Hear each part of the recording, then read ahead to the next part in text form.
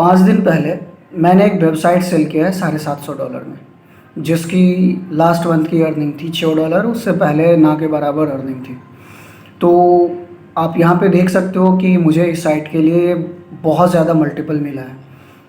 तो लोगों की ये क्वेश्चन रहती है कि हम साइट को कब बेचें, या फिर इसे यदि ऐसे बोलो कि हम साइट के किस फेज़ में सेल करें कि हमें ज़्यादा मल्टीपल मिले अपने वेबसाइट्स का। नमस्कार दोस्तों, मैं अभिलाष ठाकुर पिछले 8-10 साल से डिजिटल मार्केटिंग और एफिलिएट मार्केटिंग कर रहा हूँ।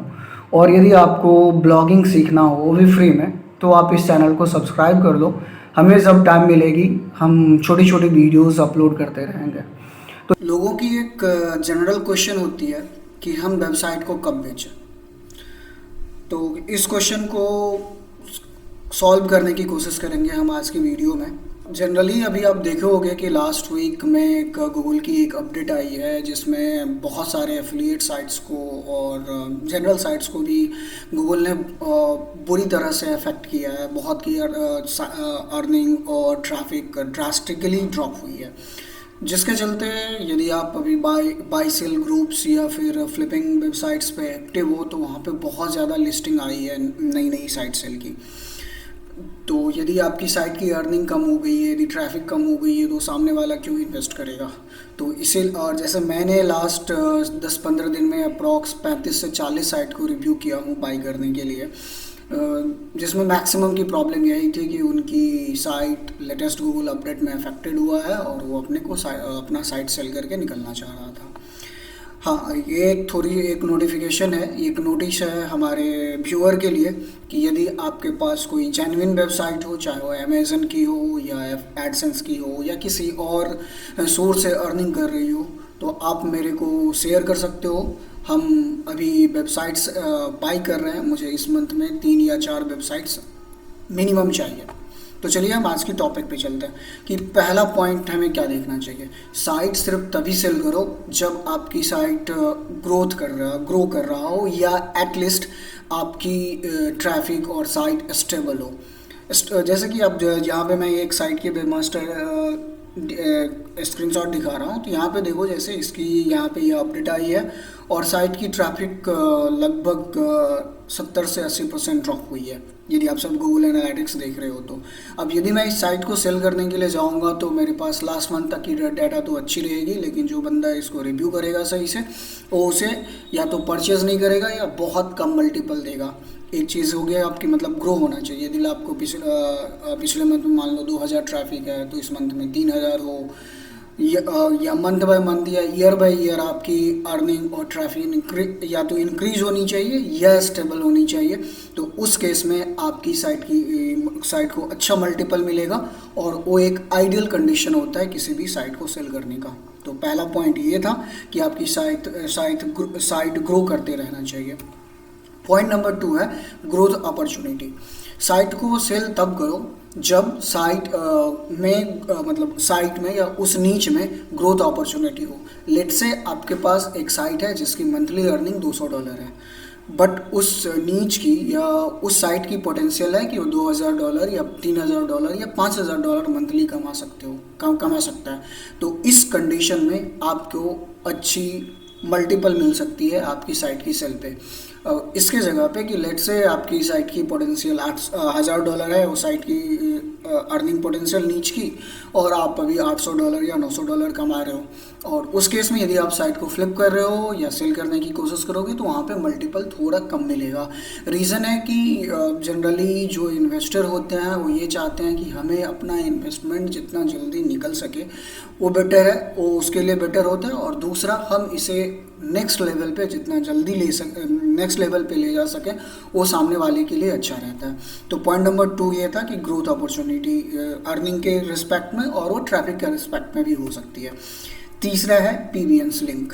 यदि आप अपने वेबसाइट्स को रैंक करने के लिए PBN यूज़ कर रहे हो, मतलब पर्सनल ब्लॉग नेटवर्क, और मैं भी अभी यहाँ पे एक्सप्लेन नहीं कर रहा हूँ कि PBNs क्या होता है, कैसी अच्छी PBNs होती है नहीं होती है, ये हम किसी और वीडियो में डिस्कशन कर लेंगे। बट यदि आप अपने वेबसाइट को रैंक करने के लिए PBNs लिंक यूज़ किए हो, तो मेरा ये सजेशन है कि जब आप डिसाइड करो कि हमें ये साइट को फ्लिप करना है या सेल करना है, उससे 2 या 3 महीना पहले से जितने भी पीवीएन लिंक्स हैं उनको रिप्लेस करना शुरू कर दो। यदि सीधे आप एक बार एक साथ ही सारा लिंक यदि हटा दोगे तो आपकी रैंकिंग ड्रॉप हो जाएगी और आपकी अर्निंग ड्रॉप होगी और आपकी साइट की वैल्यू ड्रॉप हो जाएगी। तो इससे बेटर क्या होता है कि धीरे धीरे रिप्लेस करो। मतलब कि सपोज एक पीवीएन जिसका DA 20 है और उसी मैट्रिक्स का हम एक गेस्ट पोस्ट ले लेंगे उसके रिस्पेक्ट में। तो मतलब जो पीवीएन का स्टैट्स हो उसी स्टैट्स में हम एक उसके जगह पे गेस्ट पोस्ट ले लें।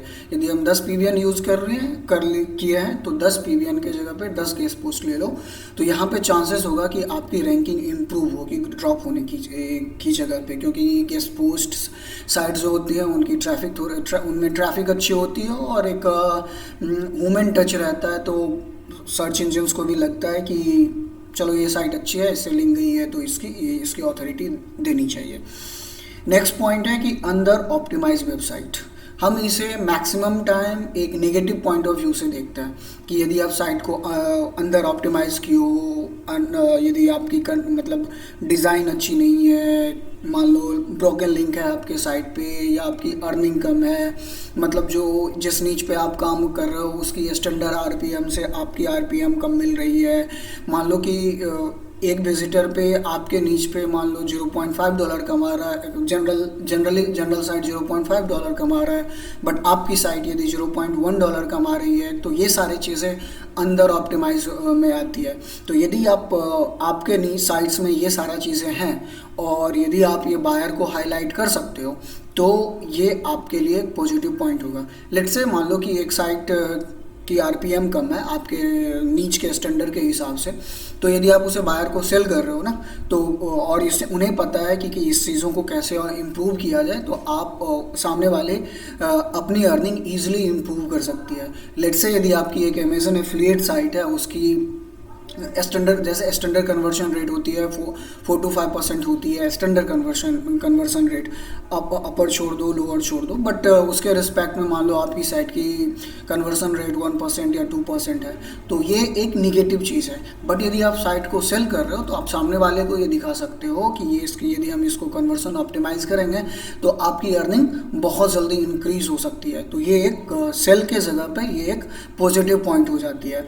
हम कन्वर्सन ऑप्टिमाइजेशन या फिर अर्निंग ऑप्टिमाइजेशन की सर्विस भी देते हैं। यदि आप किसी को लग रहा है कि उनकी साइट की कन्वर्शन या ऑप्टिमाइजेशन कम है और कम अंडर ऑप्टिमाइज है, तो आप मेरे से कांटेक्ट कर सकते हो, जस्ट एक मैसेज या मेल ड्रॉप कर दो।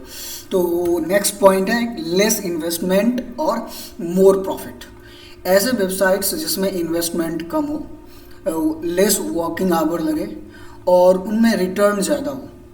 कि मान लो कि यदि हम किसी एक साइट में 1000 रुपया इन्वेस्ट करके उससे 5000 रुपया कमा रहे हैं, वही एक साइट में 1000 रुपया इन्वेस्ट करके उससे हम 1500 रुपया कमा रहे हैं, तो ऑब्वियस सी बात है कि जिससे हम 5000 रुपया कमाएंगे उसकी वैल्यू ज़्यादा होगी और उस पर मुझे ज़्यादा पैसा मिलेगा। तो ये कुछ पॉइंट्स थे जिसको देख के आप डिसाइड कर सकते हो कि आपको वेबसाइट कब सेल करना पड़ेगा।